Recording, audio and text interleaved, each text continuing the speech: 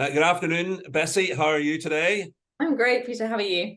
I am fantastic. Thank you very much for asking. Well, Bessie, welcome to the Business Spotlight. Thanks for sharing your time with me this afternoon. Could you start by telling me a little about yourself and your business, please? Yes. Well, as you know, I'm Bessie. I'm the founder of Modern Nature. Uh, I'm passionate about food innovation and creating better for you products to help people achieve their lifestyle goals easily. And how long have you done this for? How long has Modern Nature been in existence for? About 10 years. Because it's a food product, it took a number of years to get to market. So I started dedicating my time, and it was a legal entity in March 2023. So yeah, I've been kind of chipping away at it for about a decade, but selling products since 2017. Fantastic. And what was the spark 10 years ago that led you to launch the business or begin the journey to get the products on sale? Yeah, that's a great question. So I used to be pre-diabetic, and the reason I was pre-diabetic was because I have a genetic blood disorder.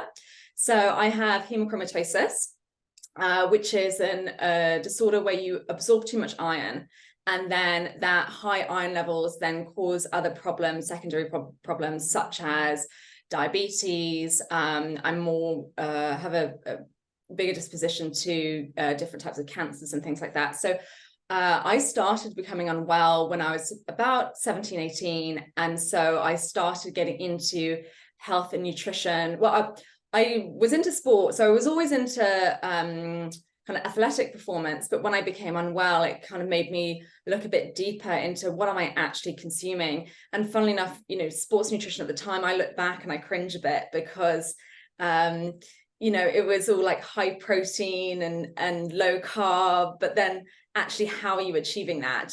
So it was kind of interesting because I thought that when I was a teenager, I knew about nutrition and I was eating well. And then actually I did more research and I was like, wow, there's a whole other kind of sphere of nutrition that I'm unaware of. And so that's how I got started in the journey.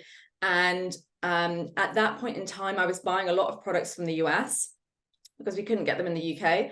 And that really kind of sparked the journey with Modern Nature. And I decided to focus more on stevia, as I found for me, stevia had really helped my pre-diabetes. And I'm going to take a bit of a stab in the dark here. So I know there's a Northern Ireland connection, Yes. but I know that that's not a Northern Ireland accent. So tell me a little about what's the connection? Where does that come from? So I'm half Northern Irish. My dad's from Belfast and my mum's from Essex. And I grew up kind of around England and in Europe. But when I was 18, I went to study at Queen's University. And unfortunately, I dropped out because of my health. But I stayed in Northern Ireland, and my family, we all moved back to Northern Ireland. So I've been living in Northern Ireland since 18, 19, and I currently at this point split my time between London and Belfast, which is a fun mix. Excellent. Well, thanks for clearing that up. You definitely haven't picked up any of the local accent, that's for sure. Bessie, tell me what types of people or businesses could benefit from your products? In terms of businesses, it's really a food service. So we now have a range of stevia coffee syrups. So coffee shops that want to offer the flavored syrups, but sugar-free and using natural sweeteners rather than the artificial sweeteners. I think a dream would be to supply places like McDonald's and Costa and Caffè Nero with our coffee syrups. We also have a range of no added sugar vegan hot chocolates. Again, coffee shops, that kind of thing, cafes. And in terms of people and consumers, it's really people that have a sweet tooth, that love a sweet coffee, love baking, but want to be a bit healthier and want to either cut their sugar consumption or their calorie consumption. What would you say? What would you say are the three key skills or qualities that are most important to have and develop as a business owner?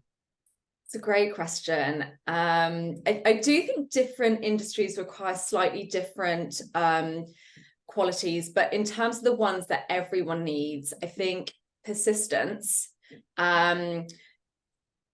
Persistence is really key. I've seen other business owners chop and change and then never really quite get the level of success that they need. I think it's hard to understand before going on your business journey how long it can take. Remaining positive. I do see a lot of business people become quite jaded because it's so hard and there's so many things that you're not told, or you're not told are going to be a challenge. And I think there are a lot of misconceptions, sorry, that when you go from being a consumer to a business owner, that jump when you get behind the curtain and you're like, oh, it's so different from how I thought it would be being a consumer. But still remaining positive despite the challenges. And then in terms of business management, in terms of specific skills, at the end of the day, I do think financial management is really key, because at the end of the day, you do have to bring in more money than you spend. And a lot of that is just down to managing what's going out the door.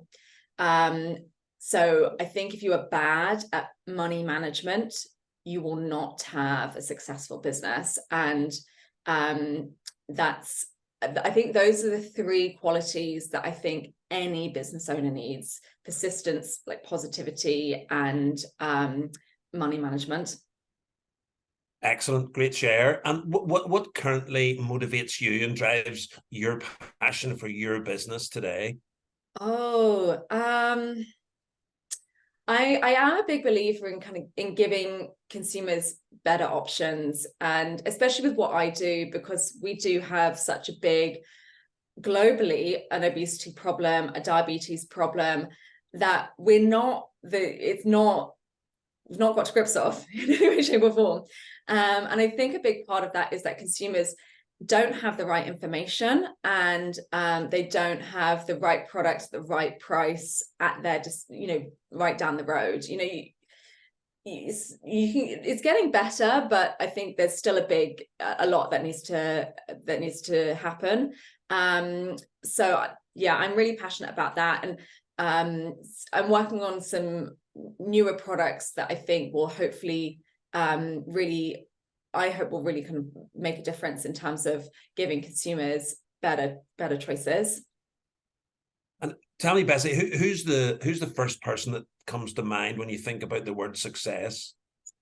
Oh, well, I suppose for me, in terms of, closer to home, British entrepreneurs in similar sector, I would say Tim Warrillow, who is the founder of Fever Tree.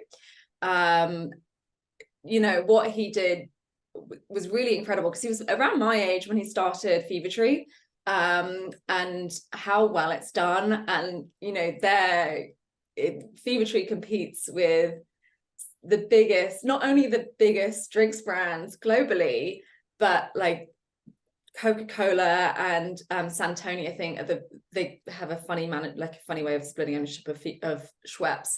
But to really kind of dominate that sector against some of the biggest companies in the world, not just the biggest drinks brands, is really impressive. I think the other one is Julian Metcalf, who founded Pret a Manger and then OUTSOURCE. And OUTSOURCE is an interesting one because it has weathered COVID, and they now have a really impressive retail range.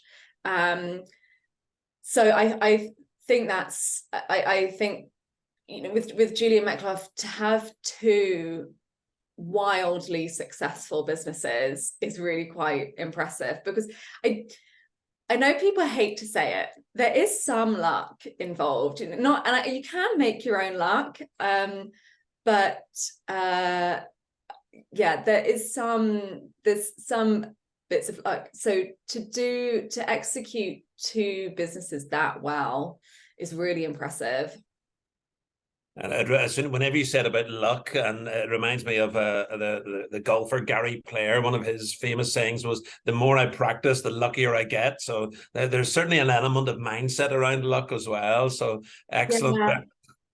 Yeah, I agree. There is an element of mindset, but equally, you know, I look at some of the decisions that I've made that have turned out to be wildly positive, and you think of the series of events that had to trigger the decision making, and you're like, well, if I hadn't met this person or I hadn't had that conversation. But one thing I find is I'm a big believer in picking up the phone and just having a chat, and I often it often doubles my workload because it's important that things are in writing. But I'm a big believer in just picking up the telephone and having a bit of an ash with someone. And it's amazing what information they might share, or and I'm quite open with, I'm not a closed book. I don't think it's in your interest to be closed and secretive. So I do find the more conversations I have with people that are knowledgeable, the luckier I get. Absolutely, and the conversations are the lifeblood of business. So and the enjoyment of picking up the phone is a real strength. So well done for that. So Yeah, let's talk. They don't like talking on the phone. They don't like having to talk to someone new. So I think, yeah, definitely I think to be successful in business, you have to be a talker, and like, you know, meeting new people and talking to new people. Sorry, I cut you off. No, not at all, not at all. I'm 100% agree with you on that. So, like, let's say you could go back in time. So you could go back to when you were 18 and dish out some advice to the young Bessie. First of all, what would it sound like? Would you listen? And what would that advice sound like? Would I listen? Good question. I just wish I could go back to my 18-year-old self and give her a few words of wisdom. Do you know, one of the things that has been a real tough lesson has been that you can't really outsource problems. If you've got a problem in your business, you've got to knuckle down and fix it. And one of the big misconceptions that I had when I was younger is that, oh, if I don't know something, I can just pay someone else to deal with this problem.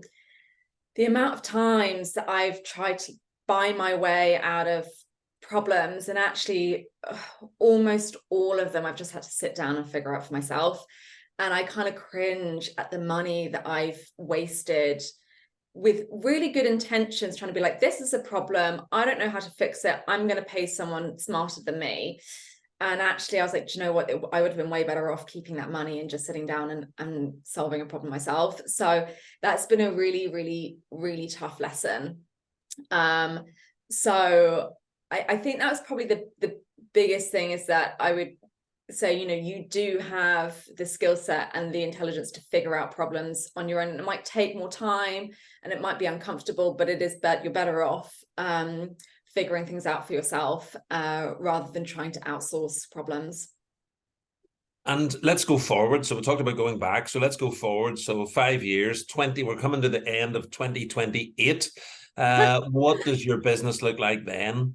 I hope we're selling more internationally. So we're about to start exporting to the US. We have started the process of exporting to Europe, which has been interesting with Brexit. But I would like to think that we're selling internationally. We have more product ranges. We're well into the millions rather than the hundreds of thousands of sales. And hopefully have a team, because at the moment it's still just me. So I really like to have a team. Yeah, I think that's realistic. And what I if I knew that was going to happen in 2028, I would be like, oh, that's a success. Fantastic. And if somebody is listening to this, Bessie, and it piques their interest and they'd like to reach out and get in touch, what would be the best way for somebody to go about that?